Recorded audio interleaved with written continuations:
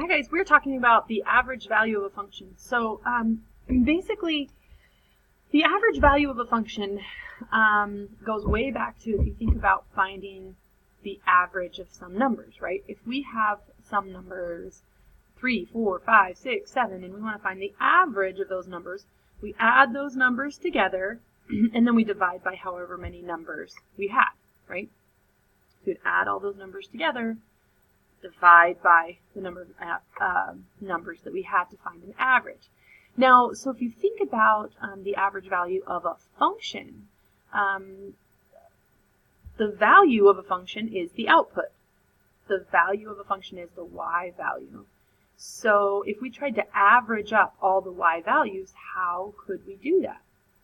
How could we add up every single y value in a given function? For example, this function we have on the screen, how could I add up this y value and this y value and this y value and this y value and this y value and all of those, right?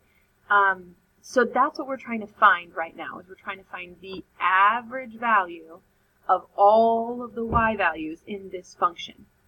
So we're going to try to look at this a little bit intuitively first. So we're going to draw a horizontal line segment from x equals a to x equals b, which could represent the average height of f of x on a to b. So basically, if we thought about, if we look at each of these values on the function, and we say, like, what could be the average height of these values? Like, you know, somewhere in the middle, right? And I think I'm just going to guess, and I'm going to say, like, right about here, looks right about the middle, like that would be the middle value. You know, maybe this point right here would be kind of the middle y value of all of these y values. If I had to guess, one was the average. So now we're going to find the area of that rectangle. Well, area of a rectangle would be base times height, right? So here's my rectangle here. Well, what's my base? My base is the difference between B and A, right? It's the space between B and A. And we know the way that we find that would be B minus A. So the difference, or the base of my rectangle is that. And then what would the height of the rectangle be? Well, we don't know. We'll just call it H, right? So the area of this rectangle would be B minus A times the height. That should be times. Okay? B minus A times the height. So what we know about the average value of a function is if I could add up all of those y values and find the average of them, it actually, the area of that rectangle that it creates is actually the same as the area under the curve. Whoa. I know, it's crazy, right? So the average value of a function, the area of the rectangle from the average value of the function is the exact same as the area under the curve. So let's figure out how we would write that. So if you look down here at this one, you can see the area under the curve, which is from the integral from a to b of f of x, equals the area of the rectangle that we just created. And we're going to go ahead and make sure that that has a multiplication sign there. So if we wanted to figure out what that height was, what would we have to do, right? If we knew the area under the curve, and we know what b was, and we knew what a was, and we wanted to find the height, we would need to solve for height, right? So if I wanted to find the average value, the average height, what I would do is I would divide both of these by b minus a.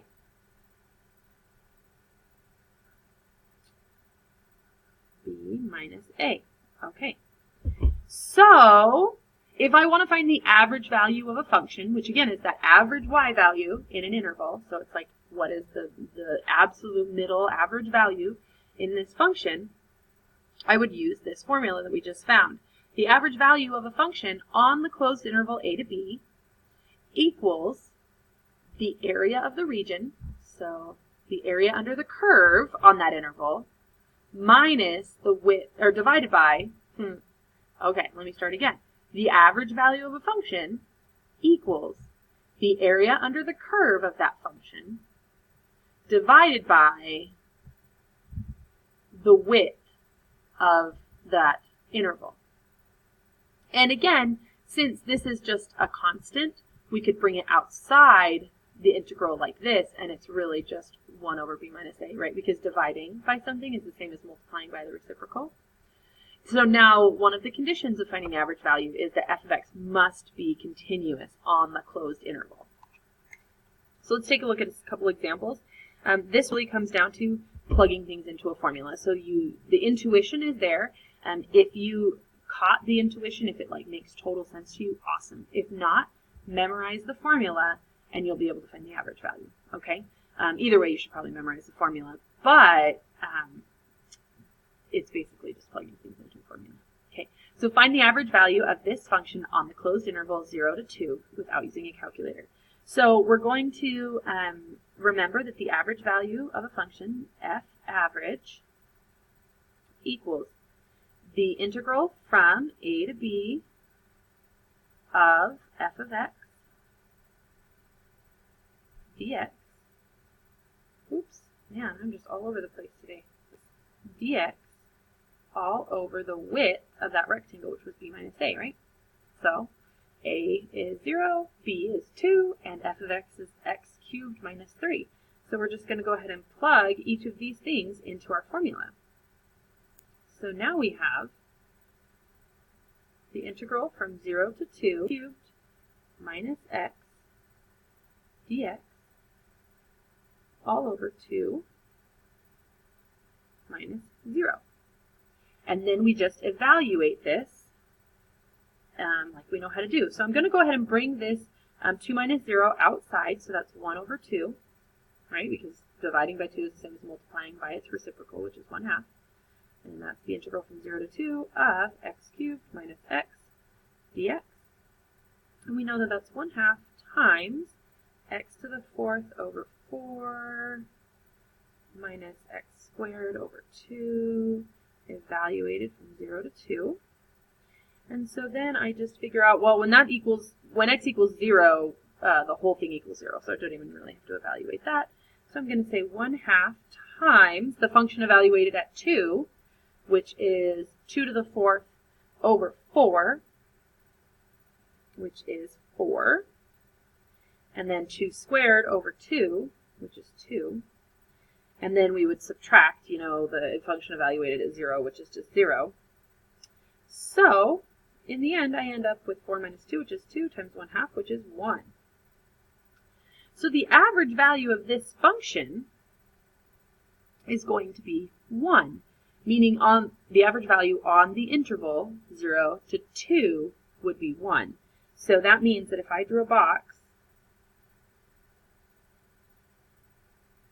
here from 0, that would have the same area as this area under the curve from 0 to 1, which is crazy, right?